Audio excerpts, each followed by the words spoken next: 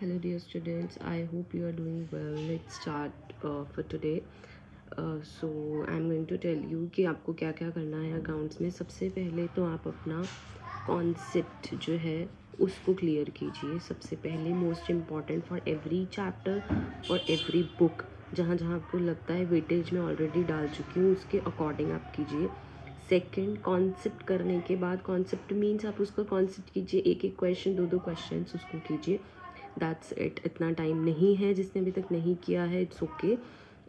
जिसने नहीं किया है वो इम्पॉर्टेंट उठाए, एंड जिसने किया है वो सारा का सारा रिवाइज कर लीजिए अपना कॉन्सेप्ट विद 1 और 2 क्वेश्चंस. उसके बाद आपने PYQs उठाने हैं. PYQs या सैम्पल पेपर की बुक उठानी है कोई भी. आपकी DK गोयल की इज़ अ बेस्ट बुक, आप वो उठा सकते हैं. उसमें TS Grewal and DK Goyal के एक्स्ट्रा क्वेश्चंस और जो पेपर में आए हैं वो भी हैं.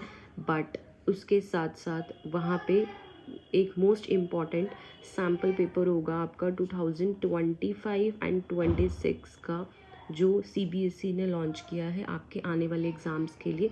और इट हैज़ बीन ऑब्जर्व, जो पिछले साल भी पेपर CBSE ने निकाला था वो बोर्ड के अंदर भी सेम आया था पैटर्न उसका, जैसे कि case study, shares and debenture का वो सेम था.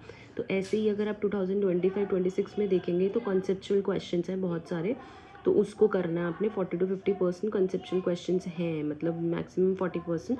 तो आप उसको प्रैक्टिस ज़रूर करें. एंड अपना 2020 ये अगर अच्छे से हो जाए 2-3 बार, तो उसके बाद आप 2024-25 कर सकते हैं. अदरवाइज़ उसको छोड़ भी सकते हैं. आप PYQs कर लीजिए, आपको प्रैक्टिस हो जाएगी सारे क्वेश्चंस की. अगर आप सारा पूरा तीनों बुक्स कर चुके हैं तो आप PYQs बिल्कुल स्टार्टिंग से लगाएं विद द टाइम. ठीक है.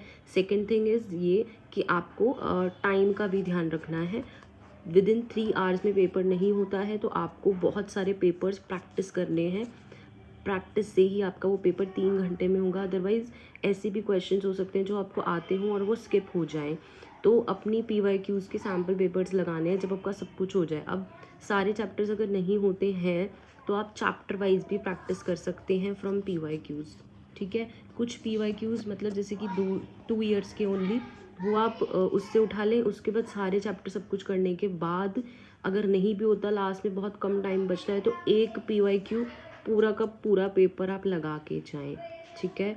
I hope this is clear. कोई भी डाउट है तो प्लीज़ कमेंट सेक्शन में लिखिए. My next video will be on that. Thank you.